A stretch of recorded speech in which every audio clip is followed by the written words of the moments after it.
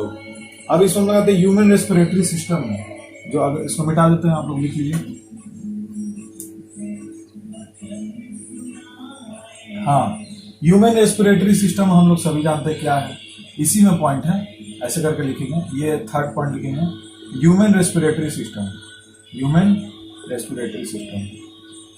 ये इसके बारे में थोड़ा सा डिस्कस कर लेते हैं, फिर हम आगे पढ़ाएंगे आपको। ह्यूमन रेस्पिरेटरी सिस्टम क्या है कि देखिए, हमारे जो लंग्स हैं, हम लोग तो मालूम, हम लोग कहाँ से सांस लेते हैं, नाक से सांस लेते हैं। तो वो क्या हो रहा है कि जो हमारे लंग्स हैं, ठीक है, अगर हम लोग लंग्स को ऐसे करके देखें,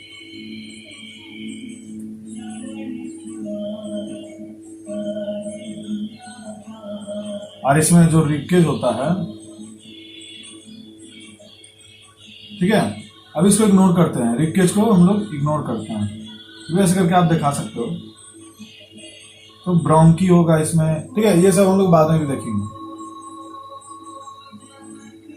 ठीक है। ये सब तो सिंपलेस्ट फॉर्म ये है, फॉर्म है इसका। अब लोग यहाँ पे समझेंगे कि इसमें एक ब्रोंकी होता है जो पूरे इसके फैले हुए हैं, ट्रैकीज, ब्रोंकीज, बहुत सारे मिलियंस ऐसे करके।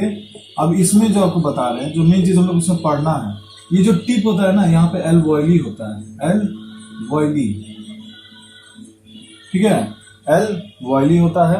और इसको हम लोग समझेंगे कि जो एल्वोइली है, ये एल्वोइली क्या समझेंगे हम लोग यहाँ से, एल्वोइली को हम लोग एल्वोइली को क्या समझेंगे यहाँ से, ये देखिए, पहले हम लोग एल्वोइली देख लिए, ठीक है, ये हो गया लंग्स, सिंपलेस्ट। अभी डायग्राम बना रहे हैं, अभी तो डिटेल में नहीं अभी जाएंगे, फिर डिटेल में आपको बताएंगे हम। तो ये हो गया लंग्स। अब इसमें जो एल्वोइली है, ये कुछ इस तरीके से, इसको अगर जूम किया जाए मतलब माइक्रोस्कोप से, तो ये कुछ ऐसे स्ट्रक्चर्स हैं जिसके ऊपर ब्लड का कैपिलरी है। अगर इसके अंदर में देखें एल्वोइली के, एनसीईआरटी में तो आपको ऊपर का स्ट्रक्चर दिया, लेकिन अंदर में क्या हो इसका फंक्शन, ये देखिए, यहाँ से आरबीसी जो है, यानी आपका जो रेड ब्लड सेल्स हैं, आरबीसी, रेड ब्लड सेल्स जो हैं, वो यहाँ से कहाँ जा रहे हैं, ये हो रहे हैं, तो CO2 एंड O2, तो कार्बन डाइऑक्साइड क्या करेगा, ये ब्लड रिलीज कर देगा, और ऑक्सीजन यहाँ से। हुआ क्या, हम लोग सांस लिए, सांस अंदर चला गया, और ये एल्वोइली में जाके यहाँ जो एयर है, यहाँ पे जाके हवा चला गया, यहाँ से क्या वो ब्लड क्या किया, ऑक्सीजन वहां से एब्जॉर्ब कर लिया और कार्बन डाइऑक्साइड छोड़ दिया। ये होता है, और ये मिलियंस ट्रिलियंस में हमारे लंग्स में फैले हैं एल्वोइली। ये तो क्लियर हो गया। उसके बाद हमारा हार्ट में जाता है, वो ट्रांसपोर्टेशन हम लोग बताएंगे, ठीक है, ये तो हम समझ गए। उसके बाद जो पॉइंट हमें पढ़ते, ये रेस्पिरेशन इन प्लांट्स, ये पॉइंट है, ठीक है, इसको अभी हम रहने देते हैं, बिटाएंगे नहीं। तो हम लोग इसका अनदर फॉर्म देखेंगे, वो है रेस्पिरेशन इन प्लांट्स। प्लांट्स कैसे रेस्पिरेशन करते हैं, हम बताए थे आप लोग को डिफ्यूजन के बारे में, डिफ्यूजन के बारे में बताए थे। क्या होता है कि डिफ्यूजन, ये जो टर्म है इसका मतलब समझेंगे। डिफ्यूजन ऑस्मोसिस क्लास 9 का है, ये बार हम आपको बताया, फिर से बता देते हैं। डिफ्यूजन में हम लोग क्या होता है, कार्बन डाइऑक्साइड और ऑक्सीजन प्लांट से, लीफ से, स्टोमाटा से, ठीक है, वो आदान प्रदान होगा, यानी आना जाना होगा इसका। कैसे होगा, मान लीजिए कि सेल है, इस प्रोसेस को समझेंगे, ये है न्यूक्लियस और ये है सेल, तो ये है सेल आपका। तो क्या होगा कि कार्बन डाइऑक्साइड और ऑक्सीजन, इसको अगर कार्बन डाइऑक्साइड को लेना है, ये ना होता है, फिर ऑक्सीजन अंदर चला जाता है, कार्बन डाइऑक्साइड अंदर जाता है, ऑक्सीजन बाहर आ जाता है। तो हम लोग क्या समझेंगे कि ये जो सेल है, ये क्या किया कि कार्बन डाइऑक्साइड को अपने अंदर लिया। कैसे, पहले देखिए प्रोसेस को समझेंगे। कार्बन डाइऑक्साइड अगर यहाँ पे इसको और बड़े में इसको बना के, ये तो मिटा दें, लिख लिया आप लोग, ठीक है।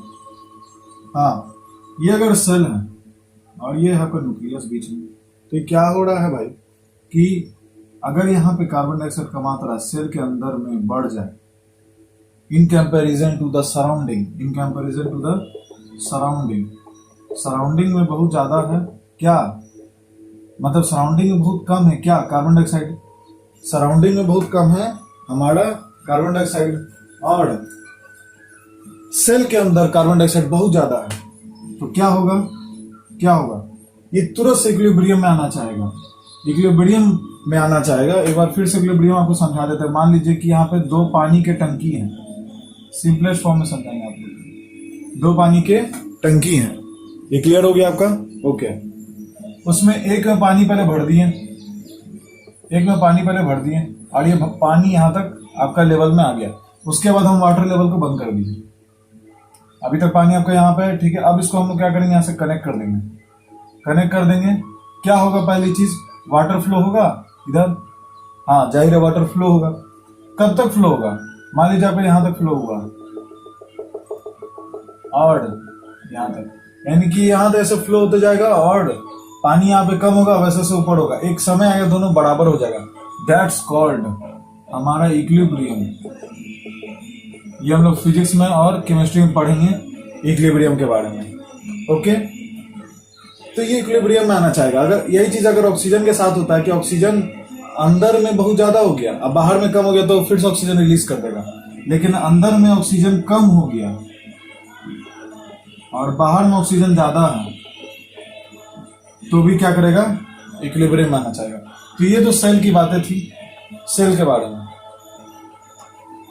ये हम लोग डिफ्यूजन क्लास 9 में पढ़े थे। इसी का ऑस्मोसिस में भी यही होता है, जो आपका गैस है वहां पे आप पानी लगा दो, तो ये हो गया। तो डिफ्यूजन से ये प्लांट्स रेस्पिरेशन करते हैं थ्रू स्टोमाटा हो गया, रूट्स हो गए, तो यहाँ से इसका डिफ्यूजन होता है, ठीक है। सॉइल से उसको नाइट्रोजन फॉस्फेट मिलता है, ठीक है। ये सब तो हम लोग पॉइंट डिस्कस करेंगे। ये कंप्लीट हो गया, अब इसको मिटा देते हैं।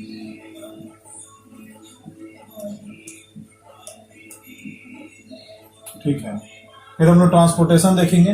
ट्रांसपोर्टेशन हम लोग क्या देखेंगे कि हमारा हार्ट होता है, इसमें क्या हो रहा है कि अब आपका एनर्जी बन गया अब आपका रेस्पिरेशन से फूड का एनर्जी, आप फूड न्यूट्रिशन लियो अपने बॉडी में और वो ब्रेक डाउन हुआ, उसके बाद उसमें से जो एनर्जी हुआ वो ऑक्सीजनेटेड हो गया। अब उसके पूरे एनर्जी को पूरे बॉडी में आपको क्या करना है, ट्रांसपोर्ट करना है। कहने का मतलब आपके पूरे सीड से लेकर के पैर तक का ट्रांसपोर्टेशन होना चाहिए पूरे एनर्जी का। तो कैसे करेंगे हम लोग, यहाँ पे लिखेंगे कि हार्ट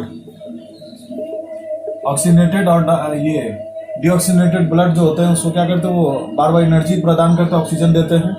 ये हो गया। अब उसके बाद हम लोग समझेंगे, ये तो क्लियर हो गया कि हार्ट है। और हमारे जो ब्लड है उसमें वेन्स है, आरबीसीज, तो ब्लड भी जो है इसमें हेल्प कर रहा है। ब्लड जो है इसमें हेल्प कर रहा है। आरबीसी में क्या, हेमोग्लोबिन है। मेन चीज आपको यहाँ पे बताते हैं, haemoglobin main is important, haemoglobin in blood.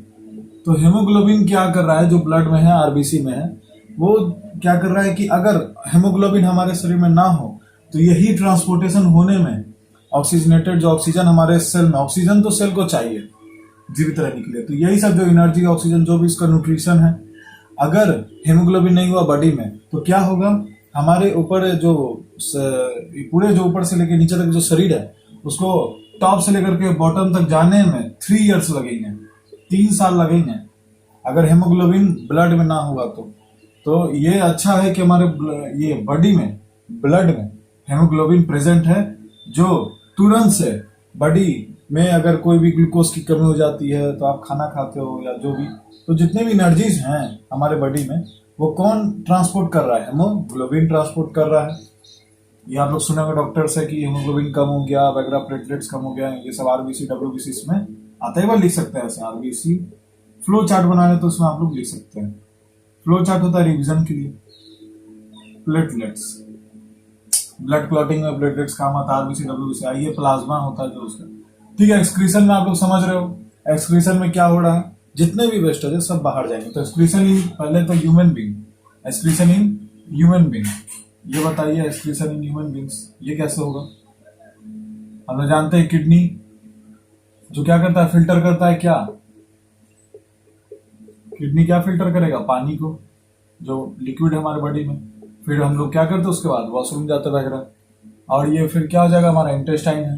तो ये किडनी हो गया जो हमारा क्या कर रहा है, फिल्टर कर रहा है। किस चीज को फिल्टर करेगा, हमारे अंदर के लिक्विड को फिल्टर करेगा।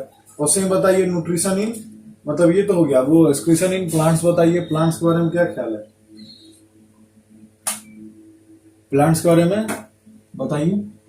यहाँ से तो फिर आपका वो सॉलिड वेस्ट निकलता है NS से, यहाँ पे लिख सकते हैं NS से सॉलिड वेस्ट निकलता है, ये तो आप लोग को मालूम है, ठीक है। ये हो गया आपका हेटरोट्रॉपिक, यहाँ से हो गया, कुछ छूटना नहीं चाहिए पॉइंट्स, ठीक है। रेस्पिरेशन हो गया, न्यूट्रिशन समझा दिए, रेस्पिरेशन समझा दिए, ट्रांसपोर्टेशन बता दिए रफली, फिर नोट्स बनवाएंगे। किडनी NS हो गया, ये यहाँ से तो निकलता ही, हम लोग जानते हैं। वो इंटेस्टाइन आप लोग यहाँ पे लिख सकते हो, यहाँ पे वेस्ट जो है वो एब्जॉर्ब होते हैं, फिर वो वेस्ट हो जाते हैं, ठीक है। तो यहाँ प्लांट्स में क्या कहानी है, प्लांट्स में देखिए जाइलम और फ्लोएम, इसके पास तो 2 ट्यूब है, जाइलम और फ्लोएम। कैसे याद करेंगे, देखिए भैया अगर याद करना है तो जाइलम से हम लोग याद करेंगे वाटर एंड मिनरल्स, ठीक है, वाटर एंड मिनरल्स। अब फ्लोएम से याद करेंगे फर्स्ट है फ्लोएम, फर्स्ट है फूड। तो ये क्लियर हो गया, ये क्लियर हो गया हमारा। तो क्या होता है यहाँ से कि जो अगर वेस्ट है, अगर हमारा कोई प्लांट्स में वेस्ट है तो क्या करता है, सॉइल में ऑस्मोसिस डिफ्यूजन करके क्या करेगा, इसको यहाँ पे ऐसे और डैश लिखेंगे ऑस्मोसिस। अब बताते हैं ऑस्मोसिस मतलब क्या हुआ, H2O जो है पानी का मात्रा अगर बहुत ज्यादा हो गया प्लांट्स में तो वो क्या करेगा, ट्रांसपिरेशन करेगा। ट्रांसपिरेशन यानी लॉस ऑफ वाटर, ट्रांसपिरेशन यानी loss of water, loss of water करेगा, वाटर को क्या करेगा, रिलीज करेगा। या तो अगर गैस जो है हम लोग जान रहे हैं कि कार्बन डाइऑक्साइड लेता है और ऑक्सीजन छोड़ता है, तो ये क्या करेगा, यहाँ पे CO2 और O2 आ गया, लेगा भी छोड़ेगा भी, आदान प्रदान होता है। ये कंप्लीट पूरा चैप्टर आपको समझा दिया मैंने। अब डिटेल में हम लोग इसके बाद पढ़ेंगे, नोट्स भी बनाएंगे और इसको ध्यान से समझेंगे। ये रफली आइडिया आप लोग को समझ में आ गया, फिर डायग्राम भी बनवाएंगे हम लोग, ठीक है।